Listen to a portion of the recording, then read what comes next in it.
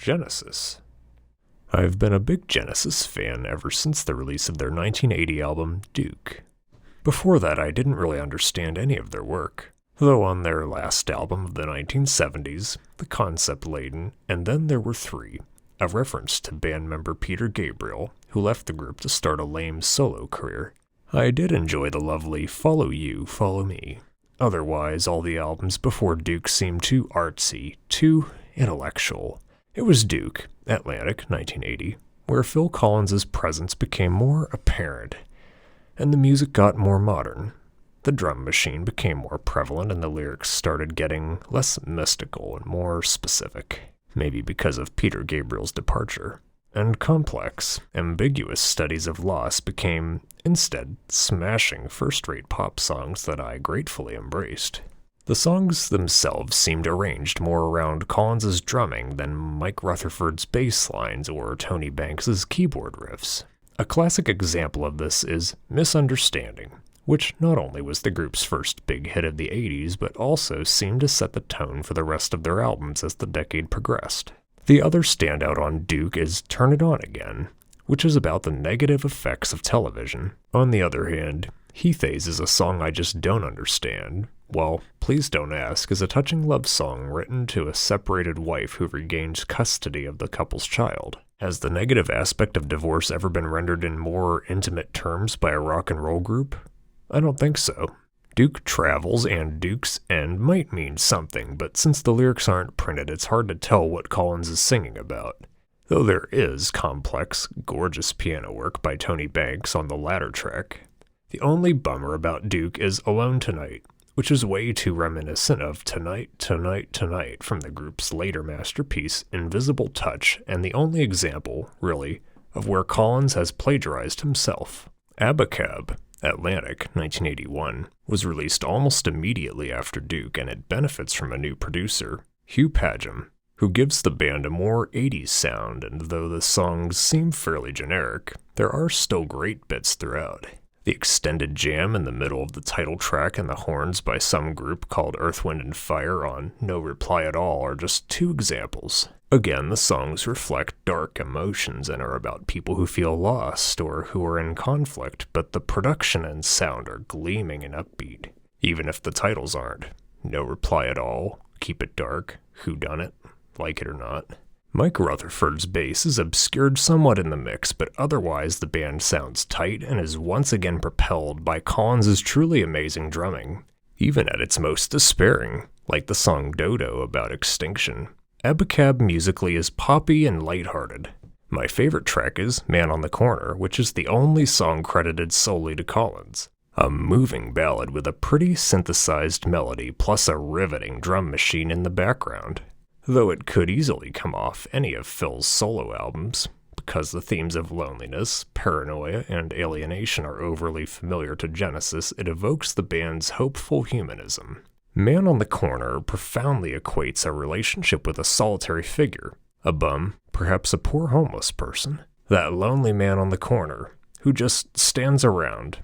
Whodunit profoundly expresses the theme of confusion against a funky groove, and what makes this song so exciting is that it ends with its narrator never finding anything out at all. Hugh Padgham produced next an even less conceptual effort, simply called Genesis, Atlantic, 1983. And though it's a fine album, a lot of it now seems too derivative for my tastes. That's All sounds like Misunderstanding.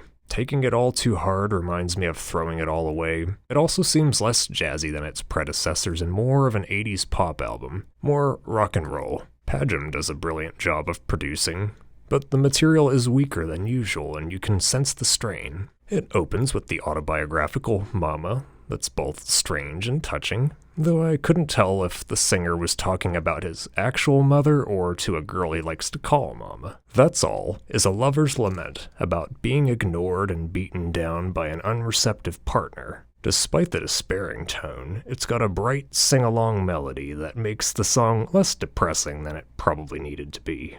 That's All is the best tune on the album, but Phil's voice is strongest on House by the Sea, whose lyrics are, however, too stream of consciousness to make much sense. It might be about growing up and accepting adulthood, but it's unclear. At any rate, its second instrumental part puts the song more in focus for me, and Mike Banks gets to show off his virtuosic guitar skills while Tom Rutherford washes the tracks over with dreamy synthesizers. And when Phil repeats the song's third verse at the end, it can give you chills. Illegal Alien is the most explicitly political song the group has yet recorded, and their funniest. The subject is supposed to be sad, a wetback trying to get across the border into the United States, but the details are highly comical. The bottle of tequila the Mexican holds, the new pair of shoes he's wearing, probably stolen, and it all seems totally accurate. Phil sings it in a brash, whiny, pseudo-Mexican voice that makes it even funnier,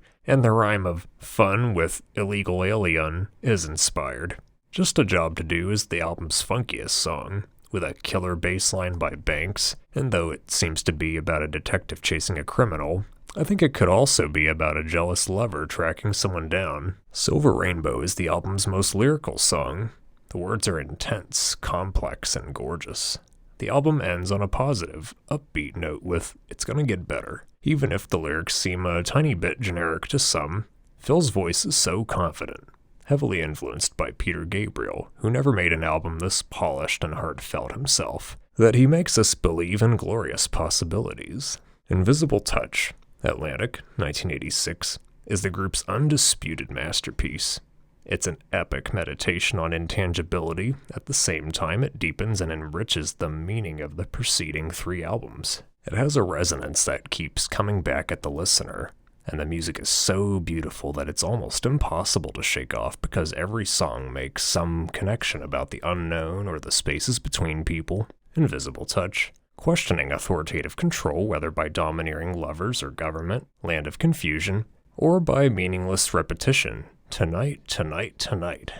All in all, it ranks with the finest rock and roll achievements of the decade, and the mastermind behind this album, along of course with the brilliant ensemble playing of Banks, Collins, and Rutherford, is Hugh Padgham, who has never found as clear and crisp and modern a sound as this. You can practically hear every nuance of every instrument. In terms of lyrical craftsmanship and sheer songwriting skills, this album hits a new peak of professionalism. Take the lyrics to Land of Confusion, in which a singer addresses the problem of abusive political authority. This is laid down with a groove funkier and blacker than anything Prince or Michael Jackson, or any other black artist of recent years for that matter, has come up with.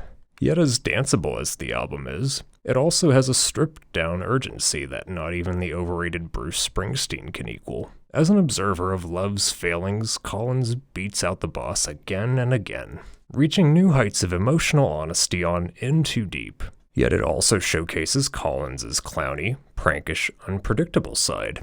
It's the most moving pop song of the 1980s about monogamy and commitment. Anything She Does, which echoes the J. Geils Band's Centerfold, but is more spirited and energetic. Starts off side 2, and after that the album reaches its peak with Domino, a two-part song. Part 1, In the Heat of the Night, is full of sharp, finely drawn images of despair, and it's paired with The Last Domino, which fights it with an expression of hope. This song is extremely uplifting. The lyrics are as positive and affirmative as anything I've heard in rock. Phil Collins' solo efforts seem to be more commercial and therefore more satisfying in a narrower way, especially No Jacket Required in songs like In the Air Tonight and Against All Odds, though that song was overshadowed by the masterful movie from which it came. And Take Me Home and Sussudio, great song, a personal favorite, and his remake of You Can't Hurry Love, which I'm not alone in thinking is better than the Supremes' original.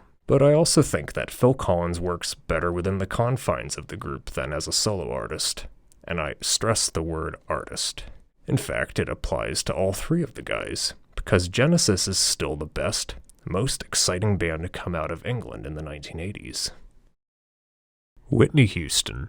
Whitney Houston burst onto the music scene in 1985 with her self-titled LP, which had 4 number-1 hit singles on it, including The Greatest Love of All, You Give Good Love, and Saving All My Love for You.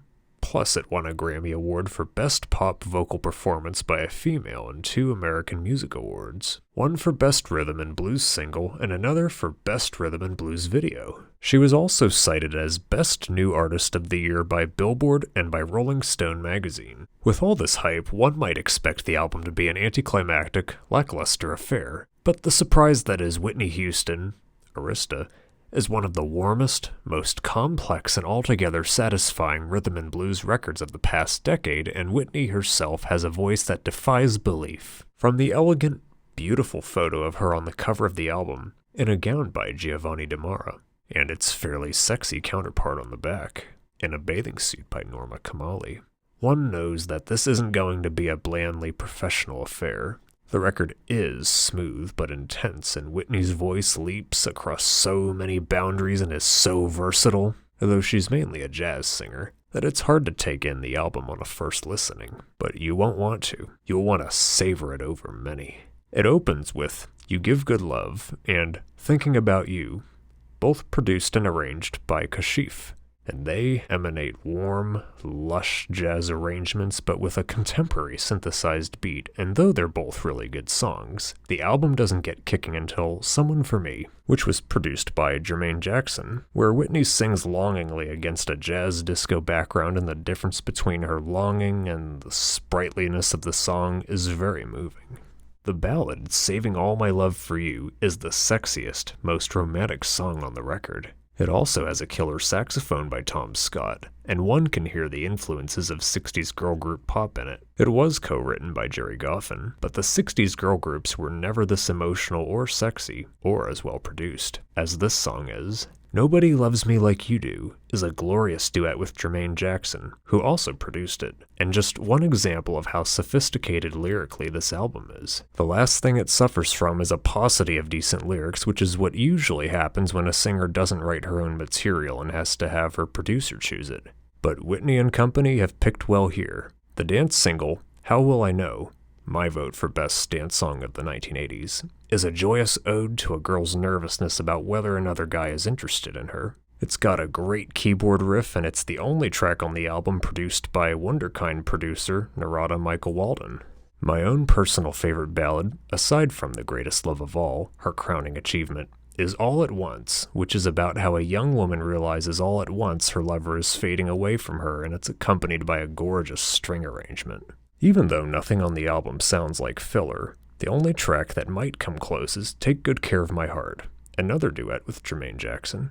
The problem is that it strays from the album's jazz roots and seems too influenced by 1980s dance music, but Whitney's talent is restored with the overwhelming The Greatest Love of All, one of the best, most powerful songs ever written about self-preservation and dignity.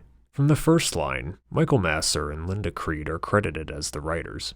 To the last, it's a state-of-the-art ballad about believing in yourself. It's a powerful statement, and one that Whitney sings with a grandeur that approaches the sublime. Its universal message crosses all boundaries and instills one with the hope that it's not too late for us to better ourselves, to act kinder. Since it's impossible in the world we live in to empathize with others, we can always empathize with ourselves. It's an important message, crucial really, and it's beautifully stated on this album. Her second effort, Whitney, Arista, 1987, had 4 #1 singles. I Want to Dance with Somebody, So Emotional, Didn't We Almost Have It All, and Where Do Broken Hearts Go? And was mostly produced by Narada Michael Walden, and though it's not as serious an effort as Whitney Houston, it's hardly a victim of sophomore slump. It starts off with the bouncy, danceable, I Want to Dance with Somebody Who Loves Me, which is in the same vein as the last album's irrepressible How Will I Know. This is followed by the sensuous Just the Lonely Talking Again, and it reflects the serious jazz influence that permeated the first album, and one can also sense a newfound artistic maturity in Whitney's voice. She did all the vocal arrangements on this album, and this is all very evident on Love Will Save the Day, which is the most ambitious song Whitney's yet performed. It was produced by Jelly Bean Benitez, and it pulsates with an up-tempo intensity, and like most of the songs on this album, it reflects a grown-up's awareness of the world we all live in. She sings, and we believe it. This is quite a change from the softer, little girl lost image that was so appealing on the first album. She projects an even more adult image on the Michael Master-produced Didn't We Almost Have It All? A song about meeting up with a long-lost lover and letting him know your feelings about the past affair, and it's Whitney at her most poetic. And as on most of the ballads, there's a gorgeous string arrangement. So emotional is in the same vein as How Will I Know and I Want to Dance with Somebody. But it's even more rock-influenced and, like all the songs on Whitney, played by a terrific backup studio band with Narrated on drum machine, Walter Afanasieff on the synthesizer and synth bass, Corrado Rustiki on synth guitar, and someone listed as Bongo Bob on percussion programming and drum sampling. Where You Are is the only song on the album produced by Kashif, and it bears his indelible imprint of professionalism. It has a smooth, gleaming sound and sheen to it with a funky sax solo by Vincent Henry. It sounded like a hit single to me, but then all the songs on the album do, and I wondered why it wasn't released as one. Love is a Contact Sport is the album's real surprise, a big-sounding, bold, sexy number that, in terms of production, is the album's centerpiece, and it has great lyrics along with a good beat. It's one of my favorites. On You're Still My Man, you can hear how clearly Whitney's voice is like an instrument, a flawless, warm machine that almost overpowers the sentiment of her music. But the lyrics and the melodies are too distinctive, too strong to let any singer, even one of Whitney's caliber, overshadow them. For the Love of You shows off Narada's brilliant drum programming capabilities, and its jazzy modern feel harks back not only to purveyors of modern jazz like Michael Jackson and Sade, but also to other artists like Miles Davis, Paul Butterfield, and Bobby McFerrin. Where Do Broken Hearts Go is the album's most powerful emotional statement of innocence lost and trying to regain the safety of childhood. Her voice is as lovely and controlled as it has ever been, and it leads up to I Know Him So Well, the most moving moment on the record because it's first and foremost a duet with her mother, Sissy. It's a ballad about who? A lover shared? A long-lost father? With a combination of longing, regret, determination, and beauty that ends the album on a graceful, perfect note. We can expect new things from Whitney. She made a stunning gift to the 1988 Olympics with the ballad One Moment in Time. But even if we didn't, she would remain the most exciting and original black jazz voice of her generation. Huey Lewis and the News. Huey Lewis and the News burst out of San Francisco onto the national music scene at the beginning of the decade, with their self-titled rock-pop album released by Chrysalis, though they really didn't come into their own, commercially or artistically, until their 1983 smash, Sports. Though their roots were visible, blues, Memphis soul, country, on Huey Lewis and the News, they seemed a little too willing to cash in on the late 70s, early 80s taste for new wave, and the album, though it's still a smashing debut, seems a little too stark, too punk. Examples of this being the drumming on the first single, Some of My Lies Are True Sooner or Later, and the fake hand claps on Don't Make Me Do It, as well as the organ on Taking a Walk. Even though it was a little bit strained, their peppy boy wants girl lyrics and the energy with which Lewis, as a lead singer, instilled all the songs were refreshing. Having a great lead guitarist like Chris Hayes, who also shares vocals, doesn't hurt either. Hayes' solos are as original and unrehearsed as any in rock. Yet the keyboardist, Sean Hopper, seemed too intent on playing the organ a little too mechanically, though his piano playing on the second half of the album gets better, and Bill Gibson's drumming was too muted to have much impact. The songwriting also didn't mature until much later, though many of the catchy songs had hints of longing and regret and dread. Stop Trying is just one example. Though the boys hail from San Francisco and they share some similarities with their Southern California counterparts, the Beach Boys, gorgeous harmonies, sophisticated vocalizing, beautiful melodies, they even posed with a surfboard on the cover of their debut album. They also carried with them some of the bleakness and nihilism of the, thankfully now forgotten, punk rock scene of Los Angeles at the time. Talk about your angry young man. Listen to Huey on Who Cares, Stop Trying, Don't Even Tell Me That You Love Me, Trouble in Paradise. The titles say it all.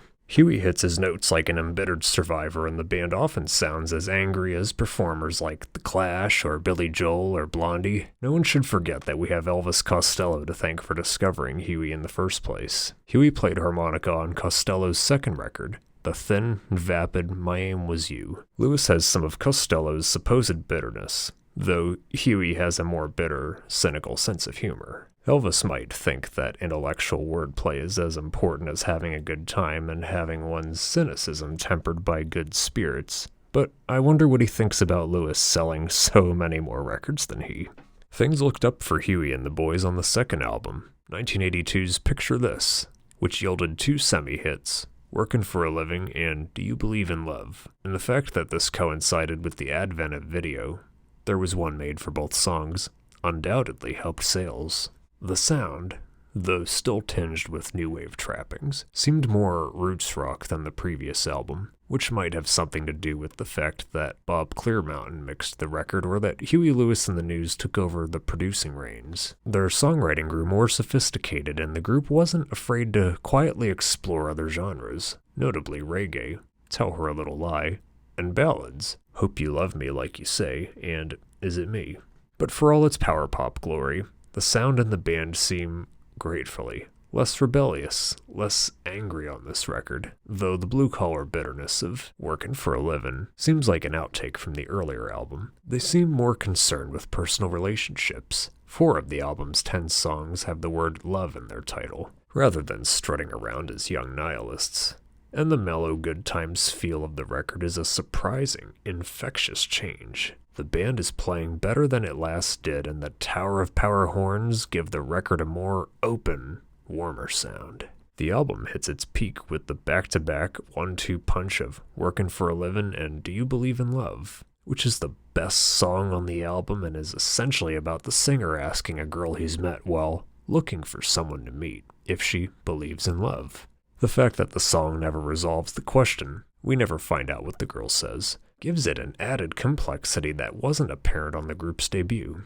Also on Do You Believe in Love is a terrific sax solo by Johnny Cola. The guy gives Clarence Clemens a run for his money, who, like Chris Hayes on lead guitar and Sean Hopper on keyboards, has by now become an invaluable asset to the band. The sax solo on the ballad Is It Me is even stronger. Huey's voice sounds more searching, less raspy, yet plaintive, especially on The Only One, which is a touching song about what happens to our mentors and where they end up. Bill Gibson's drumming is especially vital to this track. Though the album should have ended on that powerful note, it ends instead with Buzz Buzz Buzz, a throwaway blues number that doesn't make much sense compared to what preceded it. But in its own jokey way, it amuses, and the Tower of Power horns are in excellent form. There are no such mistakes made on the band's third album and flawless masterpiece, Sports, Chrysalis. Every song has the potential to be a huge hit, and most of them were. It made the band rock and roll icons. Gone totally is the bad boy image, and a new frat guy sweetness takes over. They even have the chance to say ass in one song and choose to bleep it instead. The whole album has a clear, crisp sound and a new sheen of consummate professionalism that gives the songs on the album a big boost. And the wacky, original videos made to sell the record. Heart and Soul, The Heart of Rock and Roll, If This Is It, Bad Is Bad, I Want a New Drug, made them superstars on MTV. Produced by the band, Sports opens with what will probably become their signature song, The Heart of Rock and Roll, a loving ode to rock and roll all over the United States. It's followed by Heart and Soul, their first big single, which is a trademark Lewis song, though it's written by outsiders Michael Chapman and Nicky Chinn, and the tune that firmly and forever established them as the premier rock band in the country for the 1980s. If the lyrics aren't quite up to par with other songs, most of them are more than serviceable, and the whole thing is a jaunty enterprise about what a mistake one-night stands are, a message the earlier, rowdier Huey would never have made. Bad Is Bad, written solely by Lewis, is the bluesiest song the band had recorded up to this point, and Mario Cipollina's bass playing gets to shine on it, but it's really Huey harmonica solos that give it an edge. I Want a New Drug, with its killer guitar riff, courtesy of Chris Hayes, is the album's centerpiece. Not only is it the greatest anti-drug song ever written, it's also a personal statement about how the band has grown up, shrugged off their bad boy image, and learned to become more adult. Hayes' solo on it is incredible, and the drum machine used, but not credited, gives not only "I Want a New Drug," but most of the album a more consistent backbeat than any of the previous albums, even though Bill Gibson is still a welcome presence.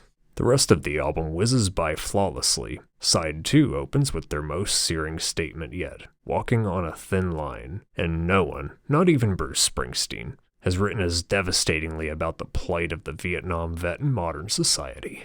This song, though written by outsiders, shows a social awareness that was new to the band and proved to anyone who ever doubted it that the band, apart from its blues background, had a heart. And again in Finally Found a Home, the band proclaims its newfound sophistication with this paean to growing up. And though at the same time it's about shedding their rebel image, it's also about how they found themselves in the passion and energy of rock and roll. In fact, the song works on so many levels, it's almost too complex for the album to carry. Though it never loses its beat, and it still has Sean Hopper's ringing keyboards, which make it danceable. If This Is It is the album's one ballad, but it's not downbeat. It's a plea for a lover to tell another lover if they want to carry on with the relationship. And the way Huey sings it, arguably the most superb vocal on the album, it becomes instilled with hope. Again, this song, as with the rest of the album, isn't about chasing or longing after girls, it's about dealing with relationships. Crack Me Up is the album's only hint at a throwback to the band's new wave days, and it's minor but amusing, though its anti-drinking, anti-drug, pro-growing up statement isn't. And as a lovely ending to an altogether remarkable album, the band does a version of Honky Tonk Blues, another song written by someone not in the band, named Hank Williams. And even though it's a very different type of song, you can feel its presence throughout the rest of the album. For all its professional sheen, the album has the integrity of Honky Tonk Blues. Aside, during this period, Huey also recorded 2 songs for the movie Back to the Future, which both went number 1. The Power of Love and Back in Time. Delightful extras. Not footnotes, in what has been shaping up into a legendary career. What to say to sports dissenters in the long run? 9 million people can't be wrong. 4. Chrysalis, 1986, is essentially a continuation of the sports album but with an even more professional sheen. This is the record where the guys don't need to prove they've grown up and that they've accepted rock and roll, because in the 3-year transition between sports and 4, they already had. In fact, 3 of them are wearing suits on the cover of the record. It opens with a blaze of fire, Jacob's Ladder, which is essentially a song about struggle and overcoming compromise. A fitting reminder of what Huey in the News represents, and with the exception of Hip to Be Square, it's the best song on the album, though it wasn't written by anyone in the band. This is followed by the sweetly good-natured Stuck With You, a lightweight paean to relationships and marriage. In fact, most of the love songs on the album are about sustained relationships. Unlike the early albums where the concerns were about either lusting after girls and not getting them or getting burned in the process, on 4, the songs are about guys who are in control, who have the girls, and now have to deal with them. This new dimension in the News gives the record an added oomph, and they seem more content and satisfied, less urgent, and this makes for their most pleasingly crafted record to date. But also for every Doing It All for My Baby, a delightful ode about monogamy and satisfaction. There's a barn-burning blues scorcher number like Whole Lot 11, and side 1, or on the CD, song number 5, ends with the masterpiece Hip to Be Square, which ironically is accompanied by the band's only bad video. The key song on 4, which is a rollicking ode to conformity that's so catchy, most people probably don't even listen to the lines. But with Chris Hayes' blasting guitar and the terrific keyboard playing, who cares? And it's not just about the pleasures of conformity and the importance of trends, it's also a personal statement about the band itself, though of what I'm not quite sure. If the second part of 4 doesn't have the intensity of the first, there are some real gems that are actually quite complicated. I Know What I Like is a song that Huey would never have sung 6 years back, a blunt declaration of independence, while the carefully placed I Never Walk Alone, which follows, actually complements the song and explains it in broader terms. It also has a great organ solo and, except for Hip to Be Square, has Huey's strongest vocals. Forest for the Trees is an upbeat anti-suicide tract, and though its title might seem like a cliché, Huey and the band have a way of energizing clichés and making them originals wholly their own. The nifty a cappella, Naturally, evokes an innocent time while showcasing the band's vocal harmonies. If you didn't know better, you'd think it was the Beach Boys coming out of your CD player, and even if it's essentially a throwaway, a trifle of sorts, the album ends on a majestic note with Simple as That, a blue-collar ballad that sounds not a note of resignation, but one of hope, and its complex message, it wasn't written by anyone in the band, of survival leads the way to their next album, Small World, where they take on global issues. 4 might not be the masterpiece Sports is, what could be, but in its own way, it's just as satisfying, and the mellower, gentler Huey of 86 is just as happening. Small World, Chrysalis, 1988, is the most ambitious, artistically satisfying record yet produced by Huey Lewis and the News. The angry young man has definitely been replaced by a smoothly professional musician, and even though Huey has only really mastered one instrument, the harmonica, its majestic, Dylan-esque sounds give Small World a grandeur few artists have reached. It's an obvious transition in their first album that tries to make thematic sense. In fact, Huey takes on one of the biggest subjects of all, the importance of global communication. It's no wonder 4 out of the album's 10 songs have the word world in their titles, and that for the first time there's not only 1, but 3 instrumentals. The CD gets off to a rousing start with the Lewis Hayes penned Small World Part 1, which, along with its message of harmony, has a blistering solo by Hayes at its center. In Old Antony's, one can catch the Zydeco influences that the band has picked up on touring around the country, and it gives it a Cajun flavor that is utterly unique. Bruce Hornsby plays the accordion wonderfully, and the lyrics give you a sense of a true Bayou spirit. Again, on the hit single Perfect World, the Tower of Power horns are used to extraordinary effect. It's also the best cut on the album, written by Alex Call, who isn't in the band, and it ties up all the album's themes, about accepting the imperfections of this world but still learning to keep on dreaming of living in a perfect world. Though the song is fast-paced pop, it's still moving in terms of its intentions, and the band plays splendidly on it. Oddly, this is followed by 2 instrumentals, the eerie, African-influenced reggae dance track, Bobo Tempo, and the second part of Small World. But just because these tunes are wordless doesn't mean the global message of communication is lost, and they don't seem like filler or padding because of the implications of their thematic reprise. The band gets to show off its improvisational skills as well. Side 2 opens smashingly with Walking with the Kid, the first Huey song to acknowledge the responsibilities of fatherhood. His voice sounds mature, and even though we, as listeners, don't find out until the last line that the kid, who we assume is a buddy, is actually his son, the maturity in Huey's voice tips us off, and it's hard to believe that the man who once sang Heart and Soul and Some of My Lies Are True is singing this. The album's big ballad, World to Me, is a dreamy pearl of a song, and though it's about sticking together in a relationship, it also makes allusions to China and Alaska and Tennessee, carrying on the album's Small World theme, and the band sounds really good on it. Better Be True is also a bit of a ballad, but it's not a dreamy pearl, and its lyrics aren't really about sticking together in a relationship, nor does it make allusions to China or Alaska, and the band sounds really good on it. Give Me the Keys and I'll Drive You Crazy is a good times blues rocker about, what else, driving around, incorporating the album's theme in a much more playful way than previous songs on the album did. And though lyrically it might seem impoverished, it's still a sign that the new, serious Lewis, that Huey, the artist, hasn't totally lost his frisky sense of humor. The album ends with Slammin', which has no words, and it's just a lot of horns that, quite frankly, if you turn it up really loud, can give you a fucking big headache, and maybe even make you feel a little sick.